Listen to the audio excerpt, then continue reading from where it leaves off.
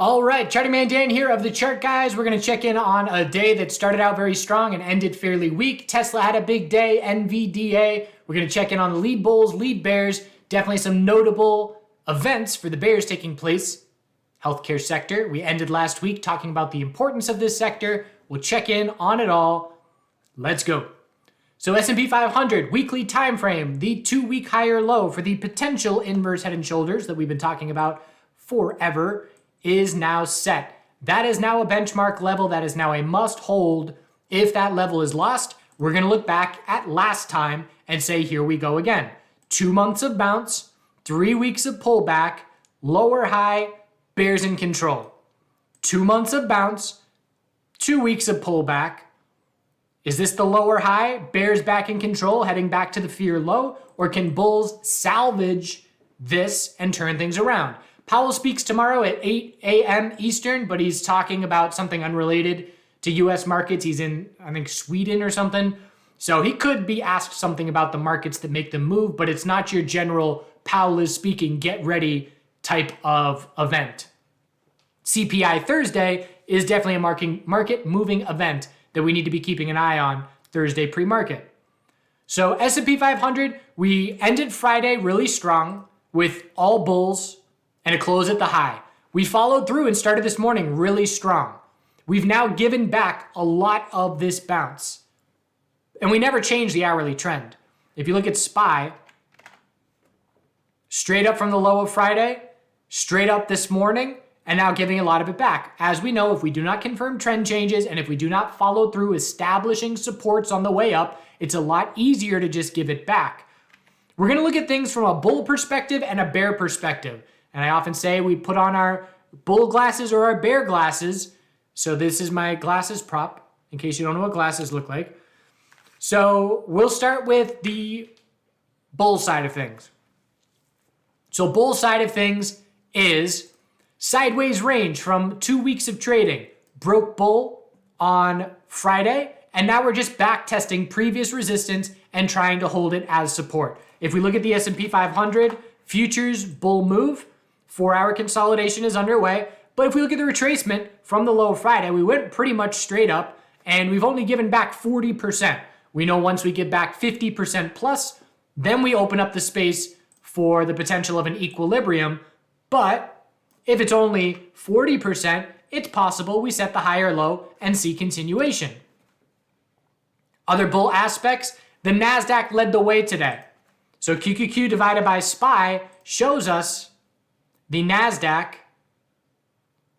QQQ divided by SPY, shows us the NASDAQ doing what the bulls need to see. Again, oftentimes I've said that the bulls really want the NASDAQ to be leading, and if the NASDAQ's going to be leading, our major generals, Apple, Amazon, Microsoft, have to be leading. So we tested the highest, we pretty much tested the strongest the NASDAQ has been comparative to the S&P 500 in 2 weeks. We haven't broken it, but that's what bulls want to see. And if you look at Apple divided by QQQ, I got a new keyboard here and it is not going well.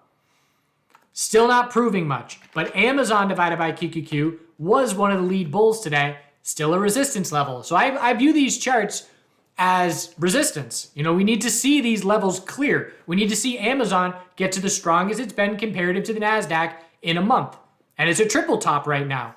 So I don't think that this chart is acting as resistance, but again, it's a nice visual guide when I have my checklist of what I need to see for bulls to prove strength to me, and we're missing a bit today.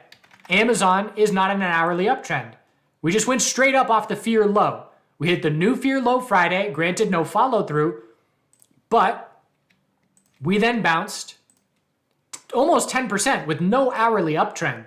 So the hourly consolidation is not surprising. Tomorrow, it's going to be up to, do we see Amazon, Apple, and QQQ? This is the biggest question for me tomorrow. Do they confirm hourly downtrends and continue the uh-ohs from today? And the today uh-ohs are the big upper wicks on the candles after a very strong start to the morning. So does Apple give us an hourly lower high and lower low tomorrow, next time we bounce? Does QQQ do the same thing? If yes, that's a big win for the bears. The most notable factor for the bears today is the healthcare sector breaking this sideways support. We double bottomed on Friday, and it was, oh, thank goodness. Bulls played defense. That almost got ugly. And then, are we about to roll over? We've got earnings at the end of this week. The financial sector has earnings. And the healthcare sector, UNH, has earnings on Friday. We know UNH has been a lead bear. It's a potential daily bear flag. So what we have going on right now is a confirming weekly downtrend on XLV, which is our lead major bull sector shifting to join Team Bear. The only way that this can be offset is two things. Number one, the sector has a bullish reaction to earnings across the board, and it helps this bear break have zero follow through. Number two, the NASDAQ bulls, led by Apple and Amazon, take over, and we see rotation out of tech, or I should say out of healthcare, and into the more beat up tech sector for them to get their turn in terms of some relative strength. So, man, I've got 100 things flying into my mind. This video could be 40 minutes long.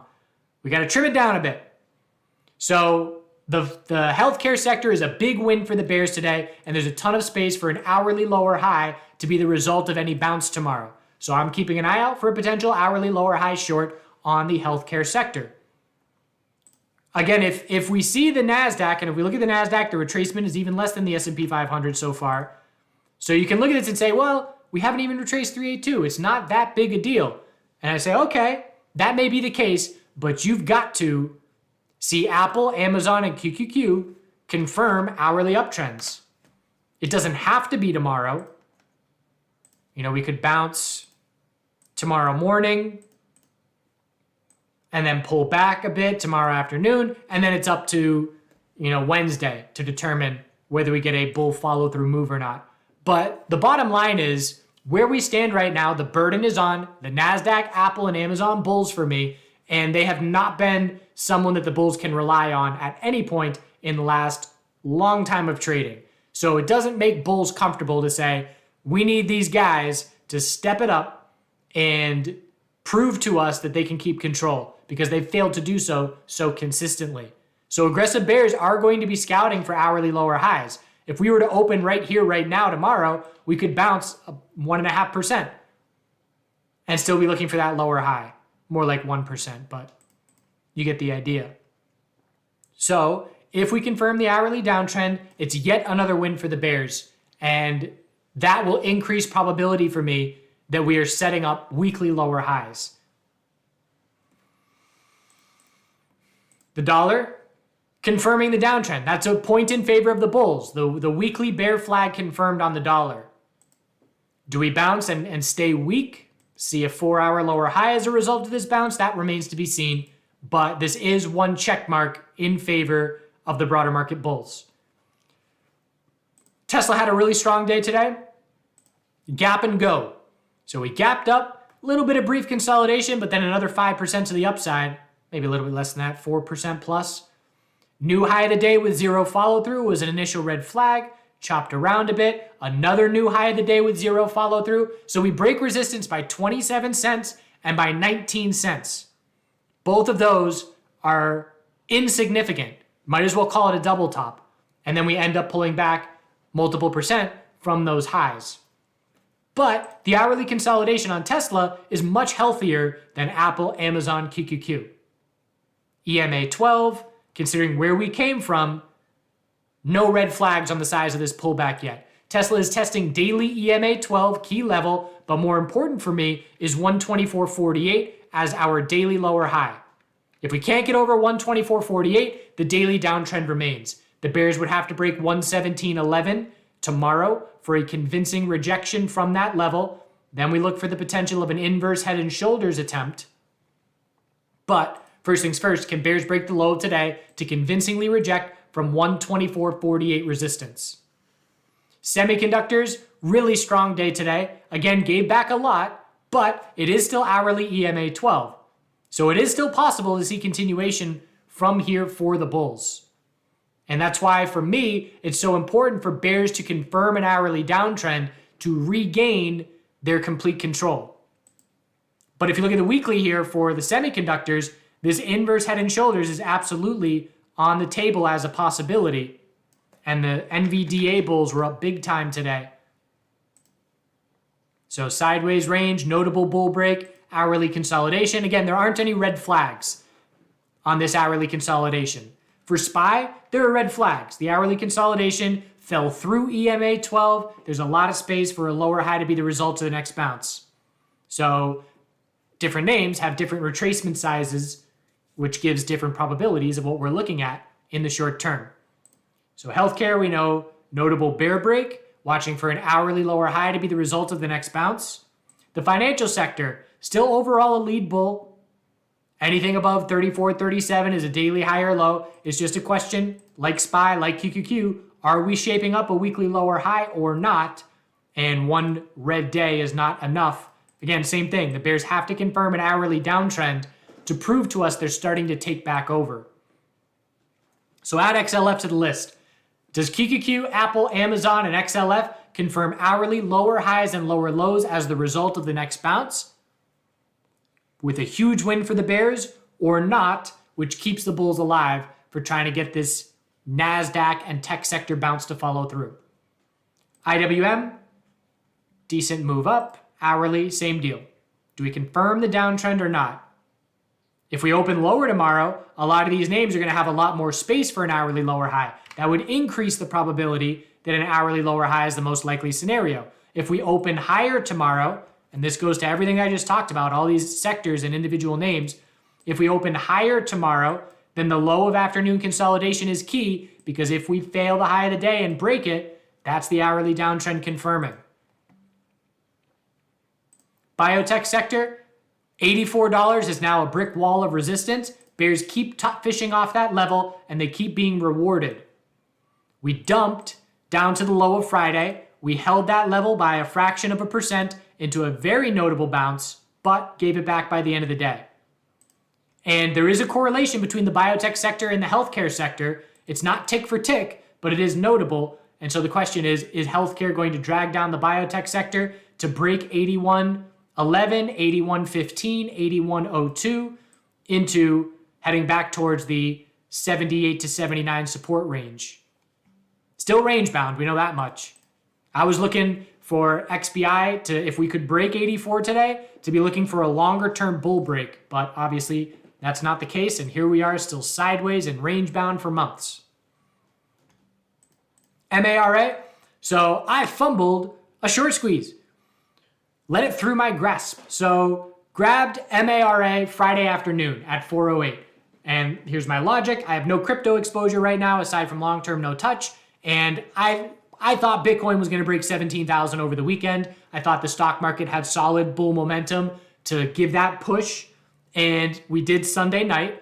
And the entire crypto space was stronger than Bitcoin. We've had a lot of coins up 30% in the last 5 days. There's been a notable sentiment shift in the crypto space. So I was looking for the MARA bulls to confirm this daily trend change and put some further pressure on shorts. I was looking for the break of 433. And so we got that, and it started the morning great. I did not think we were going to see a short squeeze in it today because Bitcoin was so weak. Bitcoin broke key resistance, but by less than 2%. So, Bitcoin wasn't doing anything that would have me thinking a short squeeze was coming here. I mean, Bitcoin's resistance here, great, we broke, but it's not anything special. But the lesson and takeaway for me on MARA is we didn't need Bitcoin. We had the NASDAQ momentum, we had the volume to squeeze some shorts. And so it was up 25% today, but unfortunately I was scaling out on the morning and I was all out by the 440s. So I left a ton on the table, multiple day makers, and that's unfortunate. So should have let the squeeze play out and kept a position as long as 5-minute EMA 12 was support. That would have had me exit around $5 if that were my criteria for a runner position. So my mistake was not leaving a runner on MARA. That being said, I did trade it a bunch today, and I did fairly well, and it was both directions, but there was a rising wedge here that ended up with a decent pullback. And these moves are, 4% bounce, 4% pullback, Just a lot of volatility in both directions. There was a 5-minute lower high here that I played, exit half, stop out, but a big enough pullback to do it again. Same thing. And then we had a 15-minute head and shoulders. So I probably traded MARA maybe 6 times today.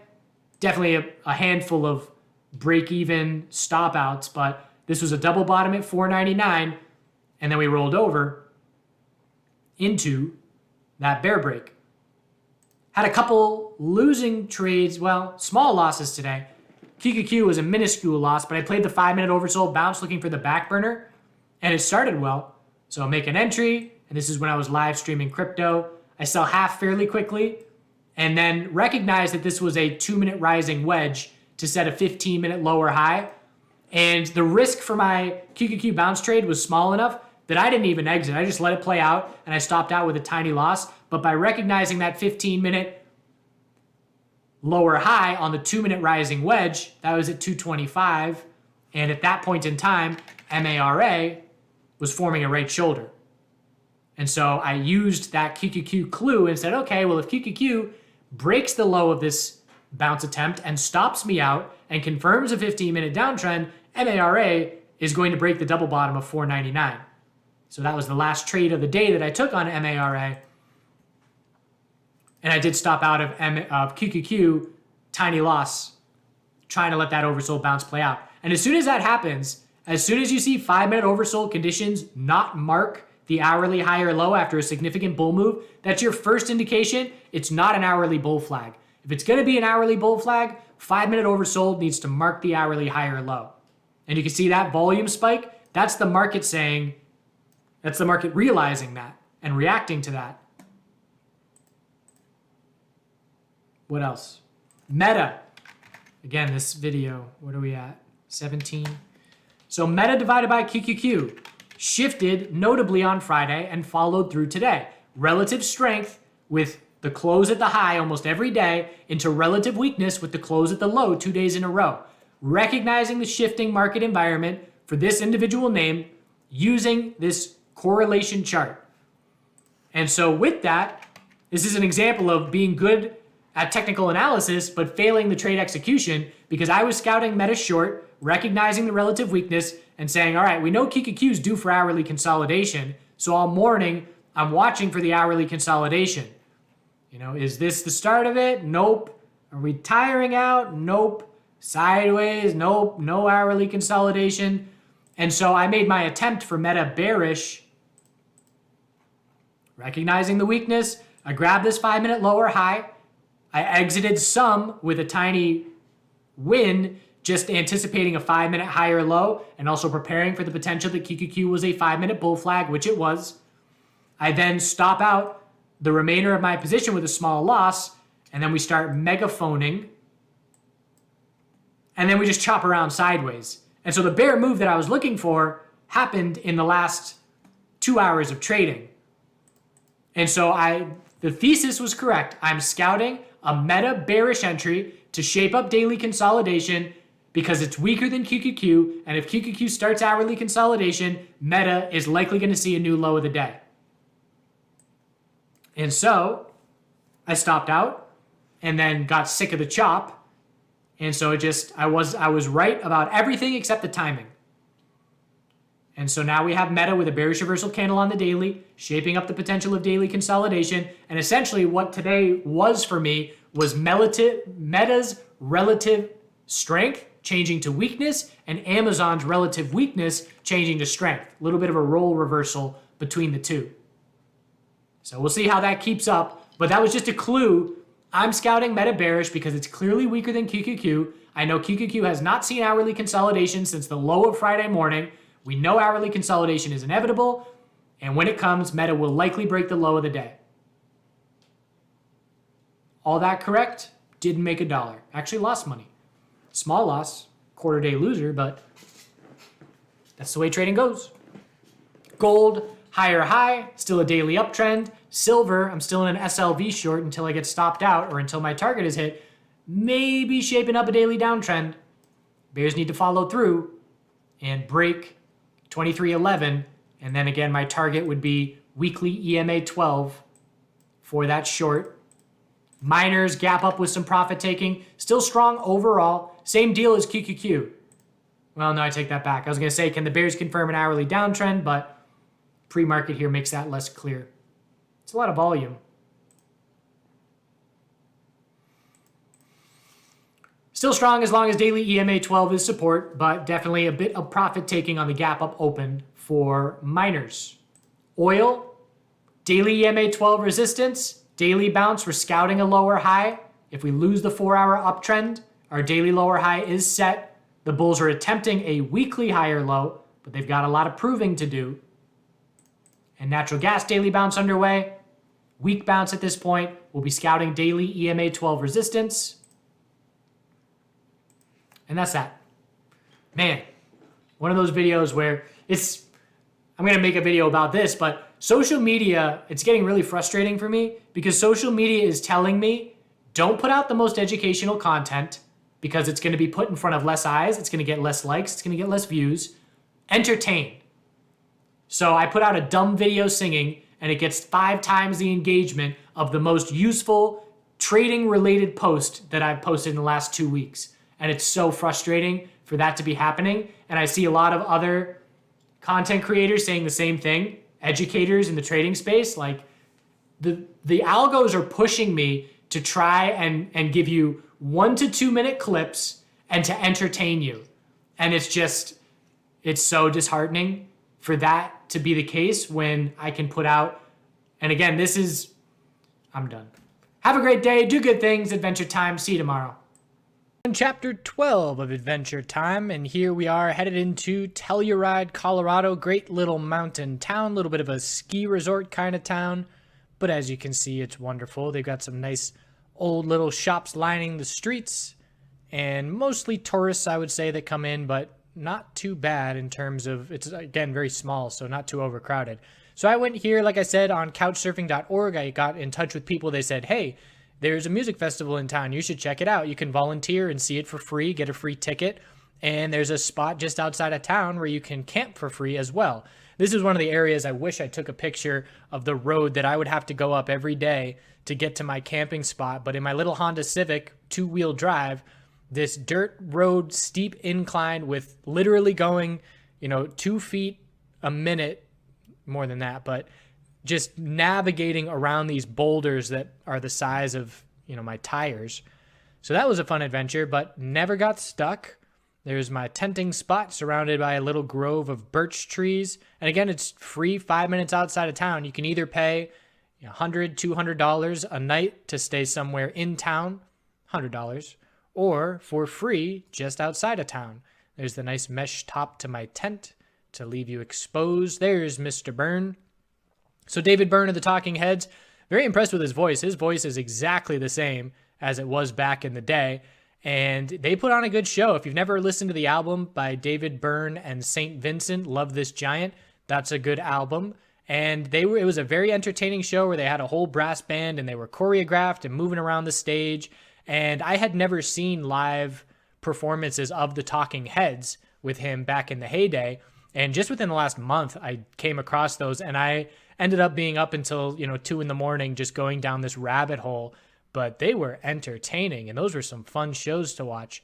So David Byrne, sweet show, great performance at this festival, the Ride Festival. Cake was on before them. Cake was great. They're hysterical. And then Rodrigo y Gabriel were before them. So pretty good headliners. Again, free music for the weekend and a bunch of really happy people. That's the venue. That's what's surrounding you.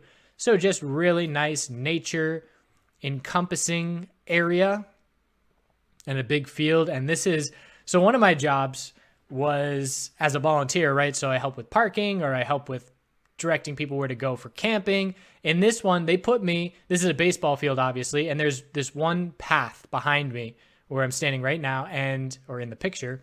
And there's a dirt road and they need to keep that dirt road clear for emergency vehicles. That's just what they have to do. So there's tents in front of me and the stage is in front of me over here. And behind me is the camping sites with it's in the forest with a bunch of trees. And that's where the majority of people are camped. So they put me in this little doorway that's meant for, to get from the bench on the side of the baseball field onto the field. And they put a chair there and they had me sit there. So everybody after the show that's wanting to come back to their tenting site walks straight here to me and tries to get through. And I have to tell them, you can't get through here. It's an emergency road. Sorry. You have to go all the way around. And it's not a huge deal. The patient, understanding people among the group were saying, okay, and they would go walk the extra couple hundred yards. But it was an extra couple hundred yards, and it was illogical. You're looking at your tent 200 feet away, and I'm telling you, you have to go walk multiple football fields in a big loop around the outside fence all the way back around. So I'm dealing with a music festival crowd of messed up people, and they're arguing with me, and they're giving me so much hate. And I'm just saying, guys, I'm doing what I'm told to see free music. This has nothing to do with me. Please just go walk around the fence. And these belligerent people, some of them were spitting their venom on me, but fortunately I was able to, I can remember it being very stressful, but got through it. Gondola, there's the town of Telluride, heading up the mountain. Great spot to go. Again, another little great town to check out. And that's that. After that, headed over to, met some nice, cool people. And that was another thing. Again, I don't really, when I'm traveling by myself, I'm in the nature alone most of the time. I interact with people so infrequently that normally, I like being alone. But in these instances, it was good to hang out with people. And I did make some friends and, go hang out with them and go eat some dinner and things like that. So that's always fun. After this, went over to... saw another show. I went to Red Rocks to see String Cheese Incident, so we'll go there next. Hope you have a good day.